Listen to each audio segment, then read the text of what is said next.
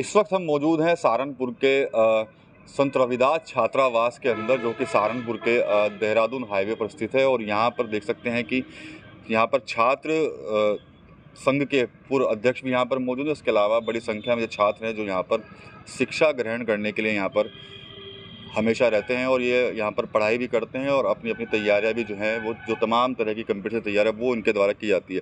सबसे पहले मैं यहाँ पर दुर्जन जी हैं, उनसे बात कर लेता हूँ, आपसे परिचय करा देता हूँ। चौधरी चरण सिंह यूनिवर्सिटी के पूर्व अध्यक्ष भी रहे हैं, तो दुर्जन सिंह से बात कर लेते हैं। पहले ये बताइए कि जिस तरह से कोटे में कोटा ये चल रहा है, और उसके अलावा जो बीजेपी के सांसद हैं सतीश गौतम, उन्होंने भी कल संसद में मांग उठाई है कि SC/ST उसमें भी आरक्षण मिलना चाहिए। किस तरह देखते हैं इन दोनों चीज़ों को? देखिए, कोटे में कोटे की बात की है सतीश गौतम जी ने, बहुत अच्छी बात है, लेकिन समस्या तो सबसे बड़ी ये है, जितना आरक्षण है SC समाज को या ST समाज को, अब तक वही नहीं मिल पा रहा है हम लोगों को। क्योंकि 3 तरह का आरक्षण मिलता है, राजनीतिक आरक्षण या नौकरी पेशे में या बच्चों के एडमिशन के समय। अब बच्चों के एडमिशन के समय की बात करें या नौकरी में बात करें, आरक्षण तो आज की डेट में जो प्राइवेटाइजेशन किया है सरकार ने, उसमें आरक्षण कहाँ मिल रहा है, चूँकि सब चीज़ें प्राइवेट सेक्टर में चली गई। अब यदि यहाँ एडमिशन, चूँकि वर्तमान में सभी यूनिवर्सिटीज़ में अभी एडमिशन चल रहे हैं, लेकिन वहाँ भी सब आरक्षण ख़त्म है।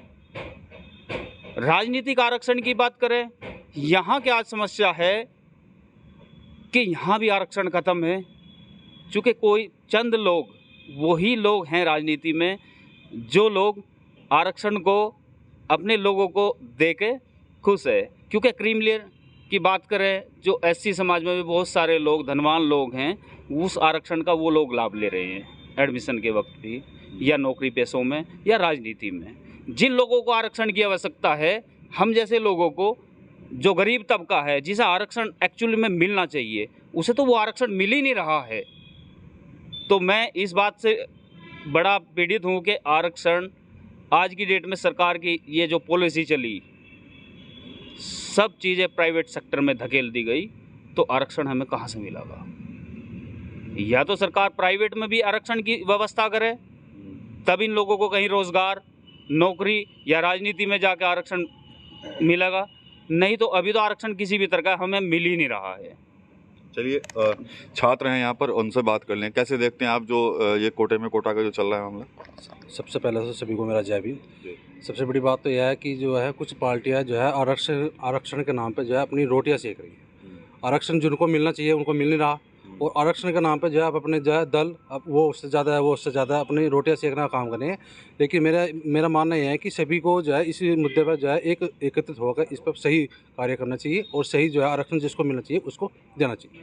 ठीक है, आप क्या कहते हैं इस पर? देखिए, जो माननीय सुप्रीम कोर्ट का जो अभी फैसला आया है कास्ट रिजर्वेशन में, तो मैं मानता हूँ कि पहले जितनी भी कास्ट है SC/ST की, उसकी समीक्षा होनी चाहिए। एक AC के बंद कमरे में बैठ के आप शेड्यूल कास्ट या शेड्यूल ट्राइब्स की जो उनकी पीड़ा है वो नहीं समझ पाते हैं। और ये जो आपने निर्णय दिया है माननीय सर्वोच्च न्यायालय ने, थोड़ा हताश करने वाला है, क्योंकि हमारा जो समाज है वो मुश्किल से 8 या 9% जो है वो सक्षम हुआ है, और अभी से ही जो है इसमें आपको पीड़ा होने लगी, तो ये एक दुखद है बहुत ही। क्योंकि समाज अभी बहुत बड़ा वर्ग जो है वो गांव में और बहुत रूरल बैकग्राउंड में रहता है, जिनसे जो है उनको पढ़ाई से वंचित है, राजनीति से वंचित है। और जो 5 से 10% हमारा समाज जो ऊपर हुआ है वो दिख रहा है सभी सरकार को, न्यायालय को। तो मैं कहना चाहता हूँ कि हमारा जो समाज है उसकी अच्छी तरीके से पहले जो है जान लेना चाहिए कि समाज किस अवस्था में रह रहा है, उसके बाद जो है अपना निर्णय देना चाहिए। ठीक, ये क्या आप भी हताश हैं क्या इस तरह के निर्णय से? बताइए। सबसे पहले तो सभी को जय भीम। सर, मैं कहना चाहूँगा, देश की जितने भी देशवासी है और सत्ता सरकार है और हमारे सुप्रीम कोर्ट है, जो ये निर्णय लिया गया, ये किस आधार पर लिया गया, किस आंकड़ों पर, किस बेस पर लिया गया, उसका मैं आंकड़ा जानना चाहूँगा इस देश का नागरिक होने के नाते। ये अभी सुधांशु भाई ने बताया कि AC रूम में बैठकर ऐसे आप अनाप शनाप नहीं नीतियाँ बना सकते, ऐसे कानून पारित नहीं कर सकते, ठीक है। और सर ने बताया कि 3 आधार पर हमारा आरक्षण मिलते हैं, शिक्षा, राजनीति और रोजगार। तो मैं आंकड़े मांगना चाहूँगा कि राजनीति में हमारी कितनी हिस्सेदारी है, शिक्षा में हमारी कितनी हिस्सेदारी है और रोज़गार में कितनी हिस्सेदारी है, तब मुझे बताए कि वास्तव में आरक्षण में प्रावधान करना चाहिए नहीं करना चाहिए। ऐसा कुछ नहीं होने वाला जी। ठीक है, आप क्या कहेंगे? आप भी छात्र हैं, यहाँ पर पढ़ रहे हैं, तो किस तरह देखते हैं इस फैसले को? चलिए कोई बात नहीं, आप कैसे देखते हैं? सर्वप्रथम आप सभी को जय भीम। मेरा नाम विशाल कुमार है, मैं रविदास हॉस्टल में रहता हूँ। देखिए, जो माननीय सुप्रीम कोर्ट का फैसला है, ये बहुत ही हताश करने वाला फैसला है, क्योंकि जो SC/ST समाज है उसकी जो जनसंख्या है, बहुत बड़ी जनसंख्या है, उसके आधार पे जो है जितना आरक्षण मिलना चाहिए वो उतना आरक्षण नहीं दिएगा। जो हमारे पास था उसमें से भी और काटने का जो फैसला है तो वो बहुत ही हताश करने वाला है, क्योंकि जनसंख्या की अगर बात करें, जनसंख्या के आधार पर आरक्षण मिलना चाहिए। और सबसे पहले तो मेरी आपसे अनुरोध है आपके चैनल के माध्यम से कि आरक्षण जो है जाति गणना के आधार पर देना चाहिए। तो मेरी यही आपसे अनुरोध है कि सबसे पहले जो जाति गणना कराई जाए, जाति गणना के हिसाब से जो है संसाधनों का विभाजन किया जाए और आरक्षण का विभाजन इसी के तहत किया जाए, क्योंकि इससे हमें पता लगा कि समाज में किस जो जाति है, किसकी जनसंख्या कितनी है, उसके आधार पर आरक्षण दिया जाए। ना कि मतलब किसी की जनसंख्या तो 5% हो, जो है 20% दिया जा रहा है। अब हमारी इतनी जनसंख्या है, हमें कितने दिया जा रहा है? 20% और 20% से घटा के जो है इन्होंने 10-12 कर दिया। तो सबसे पहले जाति गणना कराई जाए और जाति गणना के आधार पर जो है आरक्षण दिया जाए। ठीक है, क्या आप भी चाहते हैं कि जाति गणना के आधार पर मिले? जय भीम सभी साथियों को। देखिए, जो माननीय सुप्रीम कोर्ट से आदेश आया है, इससे कई सारे सवाल उठ जाते हैं, जैसे किस आधार पर इन्होंने फैसला दिया। क्या इन्होंने जाति जनगणना करवाई? जब इनके पास यही आंकड़े नहीं होंगे तो ये कैसे वहाँ बैठ के फैसले सुना सकते हैं? और बहुत सारे काम करने की ज़रूरत है, जैसे सर्वे करवाने चाहिए। और यही सब मैं कहना चाहूँगा कि एक बार पहले अच्छी तरीके से सर्वे कराएं, तब जब हिस्सेदारी का पता चलेगा किसकी कितनी है इस देश में जनगणना के हिसाब से, तब उसकी हिस्सेदारी का एडमिनिस्ट्रेशन में उसके ऊपर फैसला सुनाना चाहिए कि इसकी हिस्सेदारी इतनी होगी। अब इसके हिसाब से ये थोड़ी ही कर दें कि इसी में बैठ के हम वहीं बैठ के बता रहे हैं कि इसका आरक्षण इतना हो जाएगा, उसका आरक्षण इतना हो जाएगा। जब तक कि धरातल पे पता नहीं चलेगा कि कितने लोग किस कास्ट में उपस्थित हैं, तब तक ऐसे फैसले मेरे हिसाब से सुनाना उचित नहीं है। ठीक जी, आ रहा हूँ आपके पास भी। आप कैसे देखते हैं फिर आप इस फैसलों को? यहाँ तो जो तमाम छात्र हैं वो तो कहीं ना कहीं हताश हैं इस फैसले से। सर्वप्रथम आप सभी को जय भीम मेरा जी। देखिए, सबसे बड़ी बात है हताश होने की बात है ही, क्योंकि आप देखिएगा इन्होंने जो ये फैसला सुनाया है, इसका सीधा सीधा हमारे समाज या वैसे भी सेंध लगती है, क्योंकि समाज टूटने का एक बहुत बड़ा कारण है ये, इससे समाज भी टूटेगा।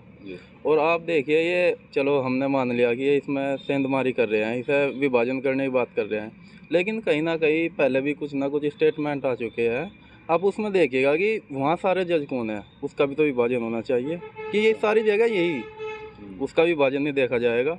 और सबसे बड़ी बात है कि ये जातिगत जो जनगणना होती है उससे कितना दिक्कत रहती है। भाई पहले वे करवाइए, आप करवानी जरूरी है या नहीं? उसी के तो आधार पर आप बताएंगे कि किसकी कितनी जनसंख्या है, किसे कितनी हिस्सेदारी मिलनी चाहिए। या जो हमारा आरक्षण था उसमें भी उसी के अकॉर्डिंग आप जितना था, चले हमने मान लिया कि उसमें भी सेंधमारी करके आप उसी में पार्टनरशिप करेंगे। आप जनगणना करिए, उससे बताइए कि कितने आदमी है, किसको कितना मिलना चाहिए। और आप एक बात देखिएगा कि सब पे ये पूंजीपतियों का या वैसा है, आप गांव में देखिएगा जाकर कि किसका पे कितनी ज़मीन है, आप क्या इसकी नहीं विभाजन होना चाहिए?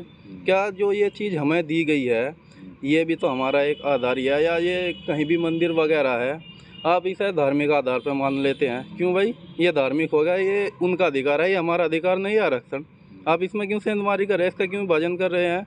वहाँ क्यों नहीं हमारे लोगों को बैठाया जाता, उसमें भी विभाजन करिए। ये कहाँ का न्याय हुआ? अन्याय है या न्याय है ये? तो मैं तो ये कहना चाहूँगा, बहुत हताश करने वाला फैसला है, इस पर बहुत अच्छे तरीके से विचार होना चाहिए।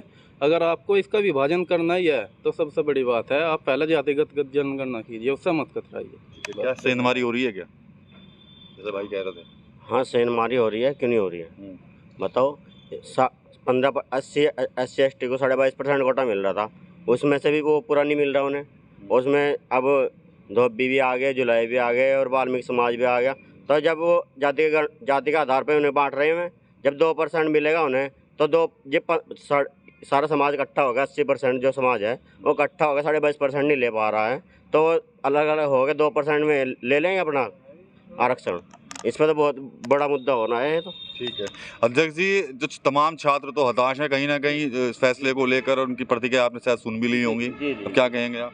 देखिए, भारत के जितने भी इंस्टीट्यूशन है जी उसमें क्या है कि जितने भी माइनॉरिटी स्टूडेंट वो इंस्टीट्यूशन है, जैसे हमारे यहाँ सहारनपुर में JV जैन भी है, चाहे तो वो क्रिश्चियन के इंस्टीट्यूशन है या फिर माइनॉरिटी के मुस्लिम इंस्टीट्यूशन है या फिर पंजाबी, उसमें सब में कोटा ख़त्म कर दिया गया। अब जैसे ही कोटा ख़त्म हुआ तो SC ST OBC जर्नल उन्होंने बशर्ते अपना 50% कोटा रखा कि हम 50% इसमें जो है अपना कोटा रखेंगे, बाकी में सब हैं।